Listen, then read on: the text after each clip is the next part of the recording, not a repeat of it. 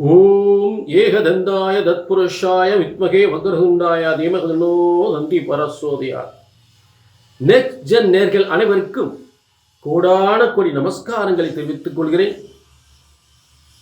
இப்ப ஜூலை மாதத்தின் பலன்கள் உங்களுக்காக பிரம்மன், உங்க தலையெழுத்த பிரம்மன் ஜூலை மாதத்தில் எப்படிப்பட்ட யோகங்களை வழங்கப் போகிறார், பிரம்மனால் எழுதப்பட்ட தலையெழுத்து இந்த ஜூலை மாதத்தில் உங்களுக்கு என்ன யோகங்கள் நடக்கப் போகின்றது, எந்த வெற்றியை நோக்கி போகப் போகிறீர்கள், எந்த வெற்றி உங்களுக்கு கிடைக்கப் போகின்றது, எதை சாதிக்கப் போகிறீர்கள்,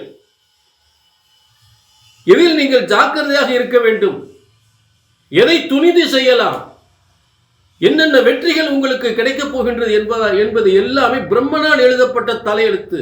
இதை சரியாக கணித்து சரியாக சொன்னால் சரியாக நடக்கும். ஜோதிட சாஸ்திரம் ஒருபோதும் தப்புவதில்லை, தவறுவதில்லை. உதாரணத்துக்கு கடந்த காலங்கள் இன்றைய தமிழக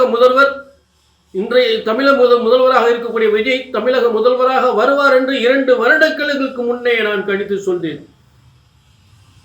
அதனுடைய ஆதாரப்பூர்வமாக புதிய தலைமுறையில் என்னுடைய நிகழ்ச்சியை நீங்கள் பார்க்கலாம்.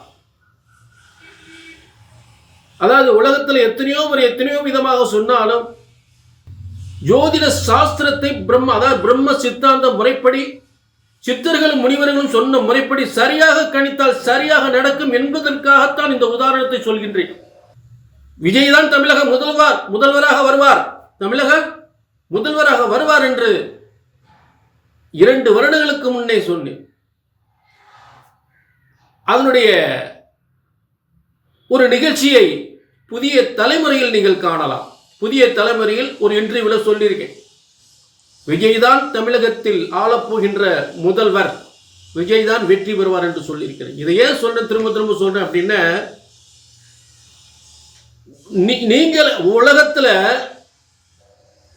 ஜனாதிபதியாக இருந்தாலும் சரி, உங்க தனி மனித சாமானிய மனிதனாக இருந்தாலும் சரி, மிகப்பெரிய அமைச்சர்களாக இருந்தாலும் சரி, நாடு ஆளக்கூடியவர்களாக இருந்தாலும் சரி, பிரம்மனால் எழுதப்பட்ட தலையெழுத்து,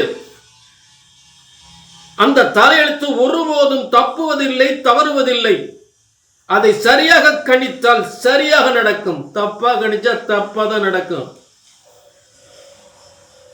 சமீப காலமாக ஒரு 6 மாத காலங்களாக நீங்க நிறைய நிகழ்ச்சி பார்த்திருப்பீங்க. யாரும் என்னென்னமோ போட்டு குழப்பிக்கிட்டு தான் இருப்பாங்க. ஒரே பாதை, வெற்றி பாதை, ஒரே சொல், ஒன்று சொன்னாலும் நன்று சொல்ல வேண்டும், மாறி மாறி பேசவே கூடாது, மதில் மேல போன மாதிரி பாயக்கூடாது, அங்கிட்டு போனா அங்கிட்டு பாய, இங்கிட்டு போனா அந்த மாதிரி கரெக்டான இதுதான், இப்படித்தான். அது எப்படி பிரம்மனுடைய தலையெழுத்து சரியாக கணித்து சொன்னால் சரியாக நடக்கும். சரி, இப்ப ஜூலை மாத பலன்கள். இந்த ஜூலை மாத பலன்களை ஜூலை 1 முதல் ஜூலை 31 வரை, ஆணி 17 முதல் ஆடி 15 வரை இருக்கக்கூடிய ஜூலை மாத பலன்களை நம்ம ரொம்ப சிறப்பா, உங்க தலையெழுத்து இதில் என்ன எழுதியிருக்கார் பிரம்மன், உங்களுடைய வெற்றி என்ன, தோல்வி என்ன, எதில் நீங்கள் எச்சரிக்கையாக இருக்க வேண்டும், எதை சாதிக்க வேண்டும் என்பதை தெளிவாக பார்க்கலாம். புரிஞ்சுட்டீங்களா? அதே நேரம் இது பொது பலன். உங்க தனிப்பட்ட ஜாதகத்தை பார்க்கணும்னா, ஏன்னா இந்த பொது பலன் என்பது ஜோதிடத்தினுடைய விதிமுறைகளை உங்களுக்கு தெளிவுபடுத்துவதற்காகத்தான். உண்மையான உங்க தலையெழுத்து என்பது உங்கள் உண்மையான ஜாதகத்தில் இருக்கும். நீங்கள் இந்த மாதம் எதை செய்ய போகிறீர்கள் என்பது தற்போதுள்ள கிரக அமைப்புகளுக்கும் உங்கள் ஜாதகத்திற்கும் இணைய வேண்டும். அப்போது சரியான வெற்றி கண்டிப்பாக கிடைக்கும். சிம்மத்திற்கு ஜூலை மாத பலன்கள். இந்த ஜூலை மாத சிம்மத்திற்கு பிரம்மன் என்னதான் தலையெழுத்து எழுதியிருக்கிறார், என்னதான் தலையெழுத்து, ஏன் அவ்வளவு போராட்டங்களை சந்தித்துக் கொண்டிருக்கிறார்கள். இப்ப பார்த்தீங்கன்னா, எப்பொழுதுமே ஒரு தனித்த ராகு கேதுகள் தனித்து இருக்கும் பொழுது நிறைய சோதனைகள் கண்டிப்பா செய்யும். அப்ப அது பாதகமான இடங்கள்ல இருந்தா கண்டிப்பா செய்யும். சிம்மத்துல கேது, சப்தமஸ்தானத்துல கூட்டுஸ்தானம் பெரு, ஒரு 7ஆம் இடம் வந்து பாதிக்கப்பட்டால் எல்லாமே பாதிக்கும். அப்ப ஜென்மத்தில் கேது மனவேதனை, குழப்பம், உடல் நோவு, மனநோவு, இதை கண்டிப்போட 7ஆம் இடத்தில் அதாவது கூட்டு சேர்ந்தவங்க கூட எதிரி ஆயிடுவாங்க. ஒரு கூட்டு தொழில் எதிரி ஆயிரும். 7ஆம் இடத்தில் அந்த மாதிரி ராகு இருப்பது அவ்வளவு சிறப்பு இல்லை. இப்போதைக்கு தனித்த ராகு. அடுத்து பாருங்க, உங்களுக்கு சிம்மத்துக்கு அட்டமத்துல சனி. பூசா எதுவும் செஞ்சிடக்கூடாது, பூசா எதையும் ஆரம்பிச்சிடக்கூடாது, வாயை விட்டுறக்கூடாது. வாயை விட்டீங்கன்னா அவ்வளோதான். கொஞ்சம் கவனமாக இருக்கணும். உள்ளது உள்ளபடி, உள்ளது உள்ளபடி. ஆனால் உங்களுக்கு திடீர் அதிர்ஷ்டம் கண்டிப்பாக உண்டு, திடீர் யோகம் உண்டு. அதில் மாற்று கருத்தே இல்லை. ஏன்னா இப்போ உங்கள் பிள்ளை, அதான் 5ஆம் அதிபதி, அதாவது சிம்மத்துக்கு 5ஆம் அதிபதியான புத்திர ஸ்தானாதிபதி எங்கே உச்சம் பெற்றிருக்கிறாரு? கடகத்தில் உச்சம் பெற்றிருக்காரு. ஆக பிள்ளைகளால் யோகம், பிள்ளைகளால் மகிழ்ச்சி, பிள்ளைகளால் யோகம். பிள்ளைகள் வந்து வெளிநாட்டில் போய், வெளியூரில் போய், வெளிநாட்டில் போய் நிறைய சம்பாதிப்பாங்க.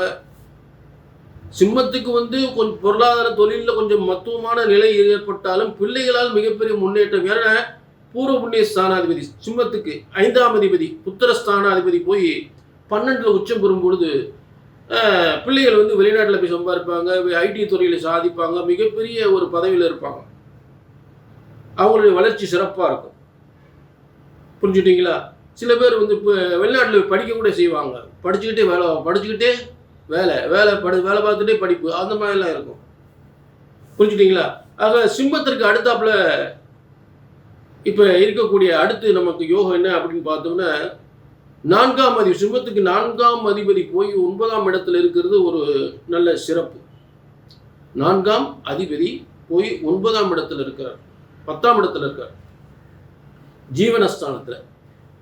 அப்போ பொதுவாக சிம்மத்துக்கு என்னன்னு கேட்டிங்கன்னா, ஒரு புதிய, அதாவது ஏற்கனவே ஒரு பதவி டீப்ரமோட் ஆகி இருந்தாங்கன்னா அவங்களுக்கு புதிய பதவி கிடைக்கிறதுக்கு, வேலை வாய்ப்பு, புதிய பதவி, தர்ம கர்ம தலைமை தான் அவங்க தகுதி கண்டிப்பாக கிடைக்கும். தர்ம கர்மாதிபதி அவங்க டீப்ரமோட் ஆகி திரும்ப பதவிக்கு வர்றது. புரிஞ்சுட்டீங்களா? அந்த வாய்ப்பு நிச்சயமாக உண்டு. ஏன்னா உங்களுக்கு 11ஆம் இடத்துல வெற்றி ஸ்தானத்தில் வந்து அரசாங்க அரசியல் சம்பந்தப்பட்ட துறையில் அவங்களுக்கு ஏதாவது டீப்ரமோட்டு சஸ்பெண்ட் ஆகியிருந்தாங்கன்னா அவங்களுக்கு திரும்பவும் அந்த வேலை வாய்ப்பு கண்டிப்பாக கிடைக்கும். புதிய தொழில் தொடங்குறதுக்கு வாய்ப்பாகும், நல்ல வேலை வாய்ப்பு கிடைக்கும், பிள்ளைகளுடைய கல்வி சிறப்பாக இருக்கும், நல்லது. அதாவது ஏற்பட்ட மன வாழ்க்கையில் ஏற்பட்ட பிரச்சனைகள் தீரும். ஏன்னு கேட்டீங்கன்னா சுக்கிரன் உங்க இடத்துக்கு வந்துடுறார். சுக்கிரன் உங்களுக்கு 3-10க்குரியவர். அப்ப புதிய தொழில் உருவாகணும், வெளிநாட்டு தொழில் உருவாகும். புரிஞ்சுட்டீங்களா? அடுத்ததாக உங்களுக்கு ஒரு நல்ல ஒரு முன்னேற்றமான காலம், சிறந்த காலம் இந்த ஜூலை மாதத்தில் வந்து அற்புதமாக அமைந்திருக்கிறது. தொழில் யோகங்கள், வருமான யோகங்கள், சில இடையூறுகள் இருந்தாலுமே அடுத்தடுத்து நம்ம அந்த இடையூறுகளை எல்லாம் சந்தித்து வெற்றி பெறக்கூடிய நிலை கண்டிப்பாக ஏற்படும். அதில் மாற்று கருத்தே இல்லை. புரிஞ்சுட்டீங்களா? அதே நேரம் சிம்மராசி நேர்களே, நல்ல கிரக அமைப்புகளும் இருக்கு. அஷ்டமத்து சனி நடக்குது. அதே நேரத்தில் ராகு கேதுவால் நமக்கு பாதிப்பு இருக்கு. அஷ்டமத்து சனியால் பாதிப்பு இருந்தாலும் இதிலிருந்து வெற்றி பெறக்கூடிய கிரக அமைப்புகளும் இருக்கு. சரிங்களா? இதுதான் நான் கொஞ்சம் விளக்கமாக கொடுத்துருக்கேன். இது எந்த அளவுக்கு உண்மைன்றதை ஒரு தனிப்பட்ட ஜாதகத்தையும் பார்த்துக்கிறணும். இது பொதுவான அத்தனை பேர், சிம்மராசிக்கு அத்தனை பேர் பொதுவாக சொல்லப்படுகின்ற பலன். உங்கள் ஜனன ஜாதகத்தில் என்ன தசா புத்தி ஓடுது, இப்போ அந்த தசா புத்திக்கு இப்போ நான் சொல்லக்கூடிய கோச்சார பலன் 2 நட்பு ரீதியாக ஒத்து போனாதான் அந்த பலன்களை அப்படியே நடக்கும். அதுக்காகத்தான் சுய ஜாதியும் பார்த்துக்கிறங்க அப்படின்னு சொல்லுது. புரிஞ்சுட்டீங்க? கீழே நம்பருக்கு நோட் பண்ணிங்க, ஒரு அப்பாயின்மெண்ட் வாங்கிக்கோங்க. திரும்பவும் சொல்கிறேன், ஜோதிட சாஸ்திரம் என்பது பிரம்மனால் எழுதப்பட்டது. அது ஒருபோதும் தப்புவதில்லை, தவறுவதில்லை. சரியாக கணித்தால் சரியாக நடக்கும்.